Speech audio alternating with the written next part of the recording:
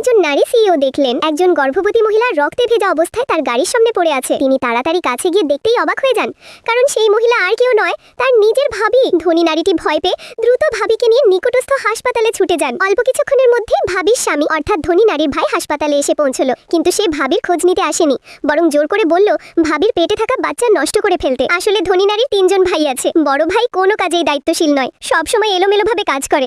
দ্বিতীয় ভাই শুধু রাতের পর রাত ভোগ বিলাসে মেতে থাকে। তৃতীয় ভাই বুদ্ধিমান হলেও হুইল চেয়ারে বসা একজন অক্ষম ব্যক্তি। তাই তাদের বাবা সিদ্ধান্ত নিলেন পরিবারের বিশাল কোম্পানির উত্তরাধিকারী হবেন এই মেয়ে। একদিন এই ধনী নারী কাজ পরিদর্শনের জন্য নির্মাণস্থলে গিয়েছিলেন। হঠাৎ কিছু গুন্ডা এসে চেঁচামেচি শুরু করলো। তারা বলল এই নির্মাণস্থল ভেঙে ফেলবে। তিনি বললেন আমাদের নির্মাণ পুরোপুরি আইনসঙ্গত, আমাদের কাজ কেন বন্ধ হবে? গুন্ডারা জানালো তিনি এমন একজনকে রাগিয়েছেন যাকে রাগানো উচিত ছিল না। আজ শুধু সাইট ভাঙবে না, তাকে সাথে সাথে অপহরণও করা হবে। তবে তারা জানতো না এই ধনী নারীও সহজ মানুষ নয়। তিনি অনুমানের উপর বুঝে ফেললেন এই কাজটি তার দ্বিতীয় ভাইয়েরই পরিকল্পনা। তিনি সঙ্গে সঙ্গে ভাইকে ফোন দিলেন। আসলে তার ভাই ভাবছিলেন মেয়ে যদি কোম্পানি পায় তাহলে তাদের কিছুই থাকবে না, তাই নানাভাবে তাকে ফাঁদে ফেলতে চান। ইচ্ছা করে অফিসে ফাঁদ পাতত, তার অফিসের মেঝেতে কফি ফেলে দিত যেন সে নিজেই পরিষ্কার করতে বাধ্য হয়। সবচেয়ে বেশি দুঃসাহস ছিল যে বিশাল প্রজেক্টটি সিইও মাত্রই ঠিক করেছেন তা পেছন থেকে নষ্ট করে দেয়। কিন্তু এই সব কথা নারী সিইও স্পষ্ট শুনে ফেলেছিলেন। এরপর তিনি নিজের পরিশ্রমে কোম্পানিকে আরো বড় করেন, আরো শক্তিশালী করেন। কিন্তু তিনি বুঝতে পারলেন না এটাই তার দুঃস্বপ্নের শুরু। যখন মনে হলো যথার্থ হয়েছে,